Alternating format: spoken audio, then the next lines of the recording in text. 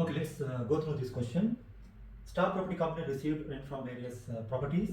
The total rent received in the year ended 31st December 2021 was 577,000. So 31st December 2021, the total amount received is how much? $577,000. Okay. The following were the amounts of rent in advance and in arrears at 31st December 2020 and 2021. Okay, so you are given the opening and the closing balances. So this is basically the rental income. Rent received in advance 28,850, the opening balance, and the closing is 34,850. Rent in arrears 25,850, so these are received subsequently, and the closing balance is 25,150. So what amount of rental income should appear in the company's statement of profit or loss for the year ended 31st December 2021? Okay, so you are required to calculate the amount to be recognized in the statement of profit or loss account based on this information. Okay, so let me explain you through a T account. Okay, now with regard to this, let's name this T account as, since you are given rent in advance and rent in arrears, so let's name it as rent, advance and arrears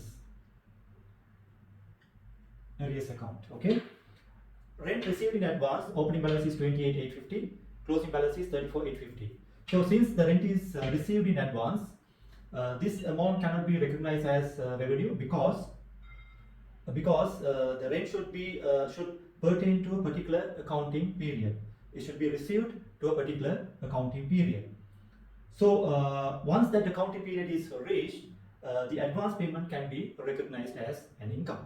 Okay, so therefore we need to put this under liability. We need to treat this as a liability. So therefore 28,850 will be the liability amount. This is the balance brought forward amount, the opening balance, and the closing balance to be carried forward to the next financial year, which is going to be 34,850.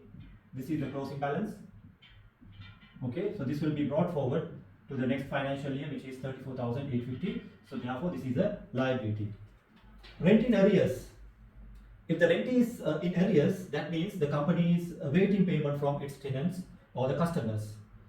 So the outstanding amount represents a receivable balance. Okay, so therefore this 25,850 is going to be the opening balance. Balance brought forward 25,850, and the balance carried forward to be brought forward to the next financial year 25,150. So this is the balance brought forward amount to the next financial year 25,150.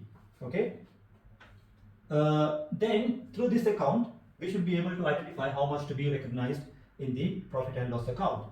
So what I will do is, let's account for this amount received 577,000. So when you receive rent, so what is the usual double entry? You need to debit the bank or cash account and you need to credit the rent account. Okay, so therefore you can say bank account debit and rent advance and arrears account will be credited 577,000. Okay, so if you balance this, you should be able to identify the amount to be charged to the income statement as your income. Okay, so when you total this amount, so it's going to be 631,000 here and 631,000. Okay, and the balancing amount here will be 570,300. Okay, so this is the amount to be recognized in the income statement. So this is the answer for the first question. Let's move on to the other question. On 1st January 2015, James bought a plant for $35,000. It was estimated that the plant's useful life would be 7 years and its residual value will be $3,500. 2 years later, the useful life was revised to 3 years. And at 31st December 2018, the plant was sold for $15,000. So what was the profit on disposal? Okay, so let's take this question. On 1st January 2015, on 1st January 2015, the plant was bought for $35,000. This is $35,000, and the estimated useful life is 7 years. and the residual value is 3,500. So how do you calculate the depreciation? The depreciation is calculated by taking the cost minus the residual value, which is 3,500, divided by 7 years. So that will be how much? 4,500 per annum. So this is the depreciation per annum.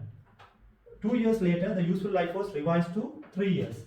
So 2 years from the initial purchase date, that will be 31st December 2016. So we need to identify what is the written down value as on 31st December 2016 after 2 years, because after 2 years the useful life was revised to 3 years.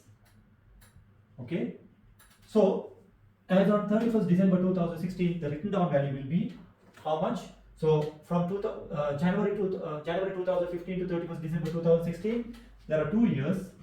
So therefore you have to provide depreciation 35,000 minus 4,500 times 2. So that's going to be 35,000 minus 9,000. So that will be 26,000 will be the written down value as on 31st December 2016. So from this date onwards, the depreciation has to be provided for 3 years. So therefore, we need to identify what is the depreciation for the remaining period. So for the remaining period, we have to take the revised value, which is 26,000, and minus the residual value 3,500 over 3. So that's going to be 7,500 per annum. So that will be the depreciation for the remaining period. At 31st December 2018, the plant was sold for 15,000. So therefore, from 31st December 2016, then 31st December 2017, 31st December 2018. After 2 years, the plant was sold for 15,000 US dollars. Okay, so we need to identify the written down value after 2 years on 31st December 2018. So which is going to be 7,500 per annum. So 7,500 per annum for 2 years. So what's going to be the depreciation? Accumulated depreciation amount will be 7,500 times 2, which is going to be 15,000. The written down value as at 31st December 2018 will be, this is the original cost, 26,000 minus 15,000, which is going to be 11,000. Okay,